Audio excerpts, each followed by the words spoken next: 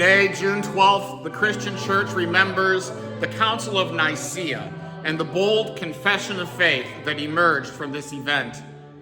Almost 11 years earlier, Emperor Constantine had legalized Christianity, setting it free from the fear of violent persecution under which it had lived for the first 300 years.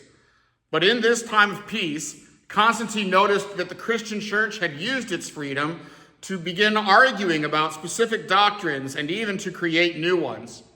A man named Arius and his followers were teaching of Christ that there was a time when he was not, saying that Jesus, being the Son of God, must therefore be a creation of God, and therefore was not eternal, was not God of gods, light of light, very God of very gods.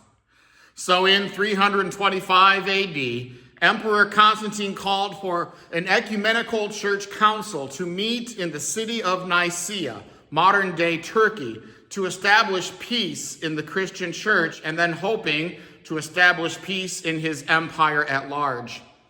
Of the 1,800 bishops that were invited to attend, only approximately 300 made the trip.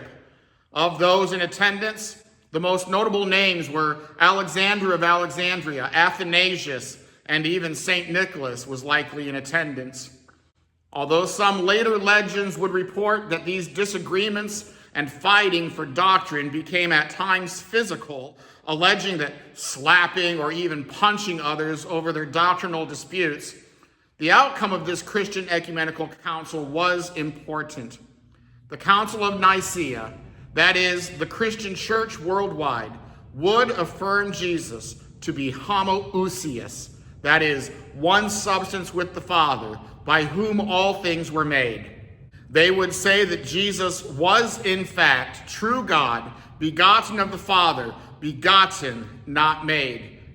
They were saying that to be a Christian means to say that Jesus is the second person of the Holy Trinity, with the Father and the Holy Spirit, eternally God.